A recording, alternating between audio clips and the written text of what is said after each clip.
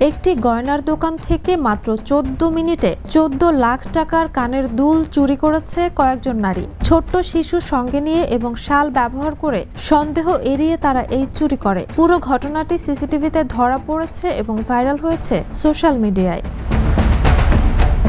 Viral হওয়া footage দেখে ও police সূত্রে জানা গেছে 3 নারী এক শিশুকে সঙ্গে নিয়ে দোকানে বসেছিলেন। তার মধ্যে এক নারী উঠে সামনের বক্স থেকে গয়না নিয়ে অন্য এক নারীর শাল ও কাপড়ের মধ্যে গয়না ঢেকে ফেলে। সে সময় পাশে থাকা অন্য এক নারী দোকানের কর্মীদের দিকে নজর রাখছিলেন। ঘটনার স্থান ভারতের উত্তরপ্রদেশের প্রয়াগরাজ এলাকার কল্যাণ জুয়েলার্সের একটি শোরুমে।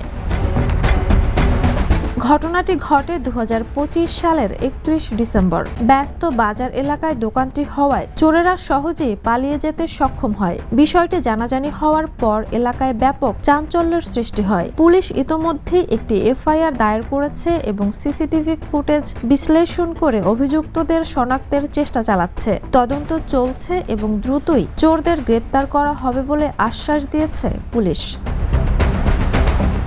Jhuma Mridha, the news.